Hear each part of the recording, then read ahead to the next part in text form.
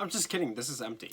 Anyways, welcome back to Potted Plants, everyone. My name is Chris, and in case you don't know, I review movies that I rank them on a scale of 0 to 100 in increments of 5. Christmas. And all I got to show for is a pathetic candy cane. I keep forgetting to go to the store. All right, leave me alone. Anyways, so for our first Christmas special of 2021, we're going to be talking about A Christmas Carol, the 2009 version. Last year, I did a Scrooge movie. I did Scrooged. That's a Richard Donner movie, stars Bill Murray. I reviewed that one last year if you want to check that out. This year, we're going to be talking about A Christmas Carol 2009. Maybe next year I'll do the George C. Scott one. I've always loved that one. So, but let's jump into it. So, A Christmas Carol came out in 2009. I'm surprised my parents never took me to see this. I wonder why. Anyways, stars Jim Carrey, Gary Oldman, and Colin Firth. It was directed by Robert Zemeckis, and it was produced by Robert Zemeckis, Steve Starkey, and Jack Rapke. And do I really need to go over the plot? Is a grumpy old man who doesn't like Christmas or people, and then the three ghosts come to show him the error of his ways. Anyways, you know the story. I'm not gonna go into that too much. So I didn't, for some reason, I didn't see this when it came out. I don't know why. I vaguely remember when it came out, but I didn't go see it. And that really disappoints me, too, because when I watch this movie, you can tell, like, where the 3D really shined. And I'm like, this is in my eyes. And I'm like, dang, I missed out. I did miss out with this movie. I really wish I had gone to see it. But I did get to see the Polar Express in 3D multiple times in IMAX 3D, so pretty happy about that. I also reviewed that. I reviewed that last year. So I don't really have much of a history with this. I can't remember the first time I saw it. It was years after it came out. Oh, I remember the first time I saw it. It was in middle school, I think. My teacher showed it to us. Yeah. Yeah, I really don't have much of a history with this movie, so let's just jump into it. My pros and cons. I heard the 3D was amazing.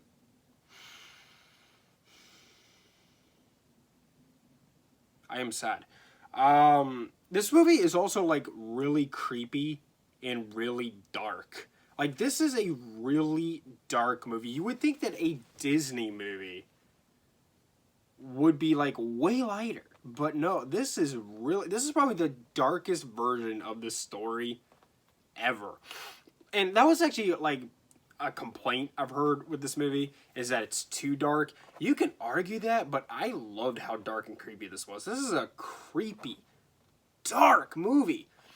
Like, when the ghost of Christmas Present, dies. That is creepy. Really, really creepy, but I love it. I love every bit of that. The animation is also fantastic. Robert Zemeckis does a fantastic job at motion capture work. He's like the best out there when it comes to it. Of course, the Polar Express, he'd made that as well. Masterful. The voice acting is great. It reuses actors a lot, just like the Polar Express did. Jim Carrey does a lot of the voices, just like how Tom Hanks did for the Polar Express, and they're all really good. It does a great spin on the story while still keeping it original. It doesn't divert from the original story, but it puts its own twist on some things. It's still the same story. Like, the dialogue is still the same. Let me leave it alone, then. You still have all that. And I say, God bless it. It's all there. But this does kind of put a good spin on the story a little bit. This whole movie also feels like a ride. And that was clearly done on purpose. That's one of the things I love about the Polar Express. It just feels like a ride. It's such an accomplishment when you make a movie that feels like a ride at Universal. That's so cool to me, and I love it. I really wish I had gotten to see this on IMAX. The music by Alan Silvestri is fantastic. It is really fantastic. I don't remember if he did the music for the Polar Express, but the soundtrack for the Polar Express is one of the best I've ever heard. And this is, I don't like this one as much, but it is still very masterful. I also like how they made Scrooge look like Jim Carrey, and how they made Fred look like Colin Firth. I thought that was a nice touch there. This movie has some really creepy imagery too. I loved it when Scrooge goes up to his doorstep and Bob Marley's face appears on his door knocker. Things like that. It's really cool. I also love how the Ghost of Christmas Future is a shadow. I mean, yeah, he like pops out at times as well, especially during that horse sequence, which I'll talk about in a minute. But I love how they made him an actual shadow on the wall. I think that just amped up the creep factor that much. It was I really liked it. It's got some good emotion in it. I love it. The scene where the Ghost of Christmas Future is showing Scrooge what will happen if he doesn't change, and you see that Tiny Tim has died, and Bob Marley's walking up the stairs, and he stops where Scrooge is sitting, and of course he doesn't know he's there, but you see the raw emotion in his eyes and in his face. His eyes are so red, and Scrooge is just looking at him like, I've screwed up. It's beautiful. It really, really is.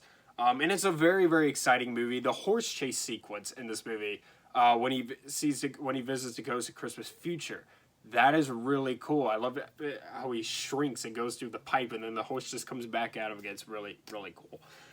This isn't perfect. Like there are like some moments in it that are a little bit too cartoony. They don't really fit the tone of the rest of the film, so they feel kind of out of place.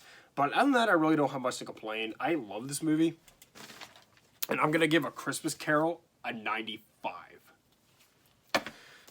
Alright, thank you so much for watching. Subscribe to Potty Player Entertainment for more. Hit the like button, leave movie suggestions down in the comments down below. Follow me on Instagram at Potty Player Entertainment for channel updates, and Merry Christmas.